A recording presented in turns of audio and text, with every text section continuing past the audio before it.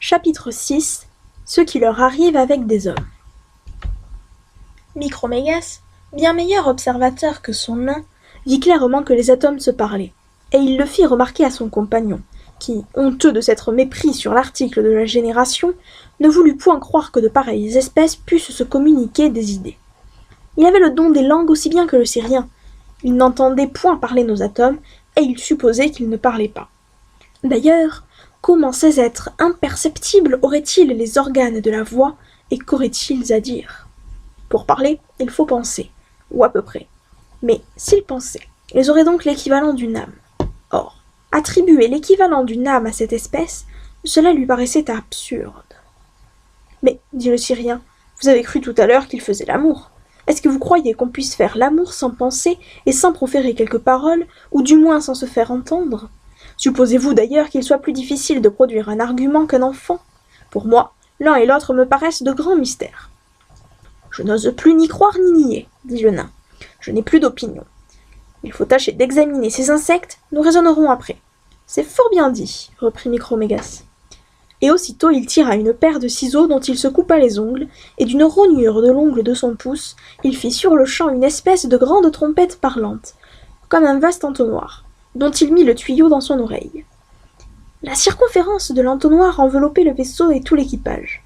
La voix la plus faible entrait dans les fibres circulaires de l'ongle, de sorte que, grâce à son industrie, le philosophe de là-haut entendit parfaitement le bourdonnement de nos insectes de là-bas.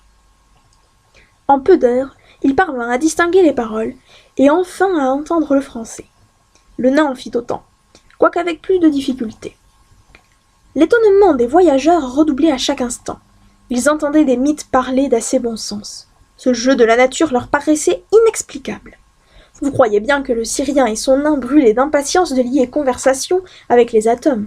Ils craignaient que leur voix de tonnerre, et surtout celle de Micromégas, n'assourdît les mythes sans en être entendus. Il fallait en diminuer la force.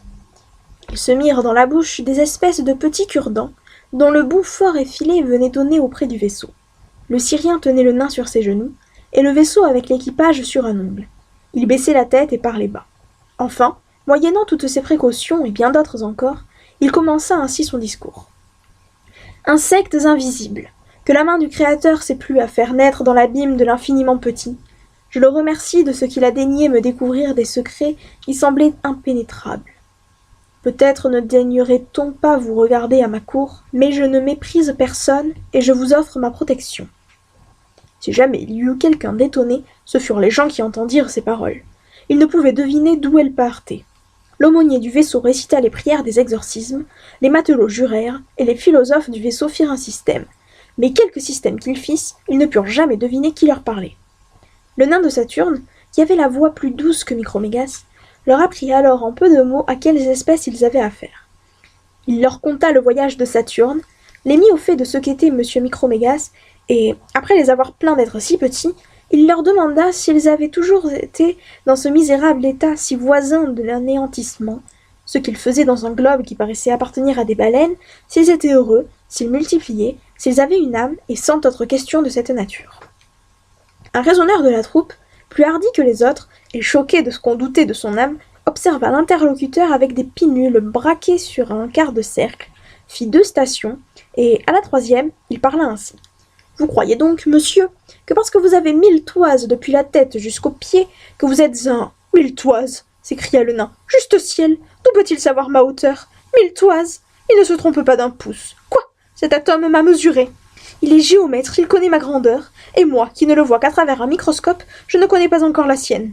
Oui, je vous ai mesuré, dit le physicien, et je mesurerai bien encore votre grand compagnon. La proposition fut acceptée. Son Excellence se coucha de son long, car s'il se fût tenu debout, sa tête eût été trop au-dessus des nuages. Nos philosophes lui plantèrent un grand arbre dans un endroit que le docteur Swift nommerait, mais que je me garderai bien d'appeler par son nom, à cause de mon grand respect pour les dames. Puis, par une suite de triangles liés ensemble, ils conclurent que ce qu'ils voyaient était en effet un jeune homme de 120 000 pieds de roi. Alors Micromégas prononça ces paroles. « Je vois plus que jamais qu'il ne faut juger de rien sur sa grandeur apparente. Oh Dieu, qui avait donné une intelligence à des substances qui paraissent si méprisables. L'infiniment petit vous coûte aussi peu que l'infiniment grand, et, s'il est possible qu'il y ait des êtres plus petits que ceux-ci, Ils peuvent avoir encore un esprit supérieur à ceux de ces superbes animaux que j'ai vus dans le ciel, dont le pied seul couvrirait le globe où je suis descendu. » Un des philosophes lui répondit qu'il pouvait en toute sûreté croire qu'il est en effet des êtres intelligents beaucoup plus petits que l'homme. Il lui conta, non pas tout ce que Virgile a dit de fabuleux sur les abeilles, mais ce que Swammerdam a découvert et ce que Réaumur a disséqué. Il lui apprit enfin qu'il y a des animaux qui sont pour les abeilles ce que les abeilles sont pour les hommes, ce que le Syrien lui-même était pour ces animaux si vastes dont il parlait, et ce que ces grands animaux sont pour d'autres substances devant lesquelles ils ne paraissent que des atomes. Peu à peu, la conversation devint intéressante, et Micromégas parla ainsi.